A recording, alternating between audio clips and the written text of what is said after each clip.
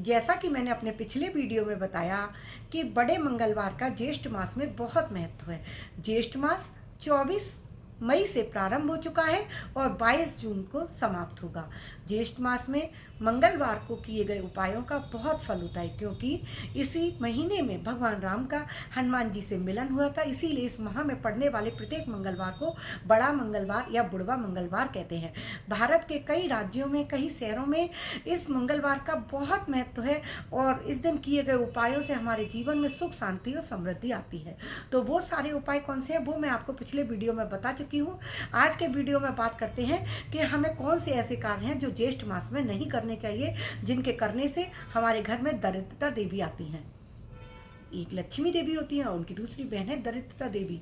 तो यदि हम कुछ विपरीत कार्य करेंगे तो माता लक्ष्मी हमारे घर नहीं आएंगी, दरिद्रता देवी आएंगी।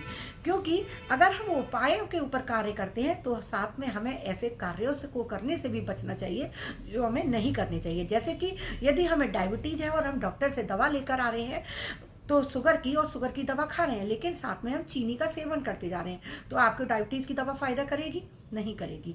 तो आप बुढ़वा मंगलवार को, बड़े मंगलवार को कितने भी उपाय कर लीजिए, जब तक आप जो कार्य निषेध है वो करते जा रहे हैं तो आपको वो उपाय फलित नहीं होंगे। तो वो कौन से कार्य हैं, आज मैं आपको वही बताने जा रही हूँ। बहुत छोटा सा वीडियो बनाया है जिससे कि आप जल्दी से आप सब जान सकें और फ्री हो सके।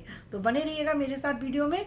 माना जाता है कि ज्येष्ठ मास में बैगन का सेवन नहीं करना चाहिए, क्योंकि इससे दोष लगता है और रोग उत्पन्न होते हैं। इसके साथ ही संतान के लिए भी ये अशुभ होता है, तो इसलिए बैगन का सेवन करने से बचना चाहिए। ज्येष्ठ मास में सूर्य पूजा का विशेष महत्व होता है। इस माह में देर तक सोने से बचना चाहिए। जो देर तक सोते हैं तो सूर्य भगवान नाराज हो जाते हैं। सूर्योदय से पहले उठने का प्रयास करें, जल्दी उठकर स्नान करें और उगते सूर्य को प्रणाम करें, अर्घ्य दें। इस महीने दिन में भी नहीं सोना चाहिए। माना जाता है कि इस मास देर तक और दिन में सोने वाले व्यक्ति को तमाम तरह के परेशानियां, रोग घेर लेते हैं। तो सूर्य को जल देते समय हमें कौन सा मंत्र बोलना चाहिए? ओम घृण सूर्याय नमः। और जल देते समय हमें विशेष सावधानी बरतनी चाहिए कि कभी सूर्य को जल चढ़ाते समय उन्हें सीधे नहीं देखना चाहिए। अपना आई कांटेक्ट सूर्य भगवान से नहीं करना है। हमें लोटे से गिरती हुई जल की धार में ही हमें सूर्य भगवान के दर्शन करने हैं। इस मास में शरीर में तेल नहीं लगाना चाहिए। इसमें तिल का दान अवश्य करना चाहिए। तिल का दान करने से अकाल मृत्यु से बचा जा सकता है। इस मास में परिवार के बड़े पुत्र या पुत्री का विवाह नहीं किया जाता है, यह अशुभ होता है और इसका फल भी बहुत बुरा मिलता है। ज्येष्ठ मास के दौरान अधिक मसालेदार भोजन करने से हमें बचना चाहिए, क्योंकि सूर्य तीव्र वेग में होते हैं। इस मास में हल्का और सादा भोजन करना चाहिए। ज्येष्ठ मास में कभी भी किसी प्यासे व्यक्ति को बगैर पानी पिलाए घर से नहीं जाने देना चाहिए। कोई आपसे पानी मांगता है तो अवश्य देना चाहिए। ऐसे में अगर कोई भी आता है, चाहे कोई गरीब है या अतिथि है, उस सबको पानी देना चाहिए। पक्षियों के लिए भी पानी रखना चाहिए। ज्येष्ठ मास में पानी की बर्बादी करने से बहुत बड़ी हमें दुष्परिणाम भोगने पड़ते हैं।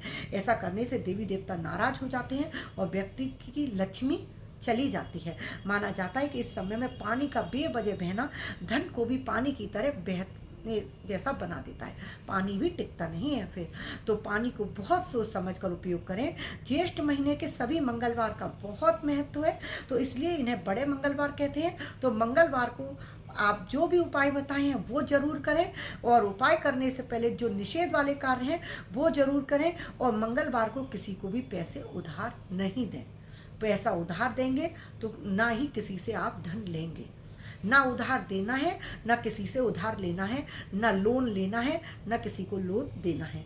नहीं तो ये आपको कर्ज के बोझ तले दबा देगा और तेजी से गरीब बना देगा। ज्येष्ठ मास में अब कौन से कार्य करने हैं अब वो बताने जा रही हूँ। ज्येष्ठ मास में गंगा स्नान का बहुत महत्व है, इसलिए इस मास में गंगा स्नान करें। और अगर संभव नहीं है तो नहाने के जल में थोड़ा सा गंगा जल डाल लीजिए अपने बाल्टी में और उससे स्नान कीजिए, हर हर गंगे कहते हुए। ज्येष्ठ महीने में भगवान विष्णु, देवी लक्ष्मी और भगवान शिव की पूजा करने का विशेष फल होता है। ज्येष्ठ मास में दान पुण्य करना अत्यंत फलदायी होता है। आप अन्न, वस्त्र, धन का दान भी कर सकते हैं। इसमें विशेष रूप से जल का दान माना जाता है, छाया का दान माना जाता है, क्योंकि बहुत गर्मी पड़ रही होती है। जल का दान और छाया का दान देने से आप किसी को शीतलता देंगे तो इसका बहुत फल मिलता है। है। इस महीने में मंत्र जाप करने से मन को शांति प्राप्त होती है, साथ ही शुभ फलों की हमें प्राप्ति होती है। ज्येष्ठ मास में जरूरतमंदों को दान अवश्य करना चाहिए, इससे हमारे जीवन में शुभ परिणाम मिलने प्रारंभ होते हैं, क्योंकि दान, पूजा, सेवा यही है हमारे जो कर्म, जिससे हम कितनी भी बड़ी समस्या है उसमें विजय हासिल कर सकते हैं। ज्येष्ठ मास में मुख्य रूप से जल को दान देकर, आप उसमें शरबत भी डालकर दे सकते हैं, बर्फ डालकर ठंडा पेय पदार्थ आप दान कीजिए, जानवरों को भी पिलाइए। इस तमाम जानकारियाँ आपको मेरी अच्छी लग रही हो तो मेरे चैनल पर बने रहिएगा। और जाते जाते फिर से आपसे रिक्वेस्ट करती हूँ, मेरे चैनल को लाइक और सब्सक्राइब जरूर कर दीजिएगा, और वीडियो अच्छी लगे तो बेल आइकन भी पुश कर दीजिएगा। नित्य नोटिफिकेशन आपको मेरे वीडियो के मिलते रहेंगे। अभी के लिए विदा लेती हूँ। राधे राधे।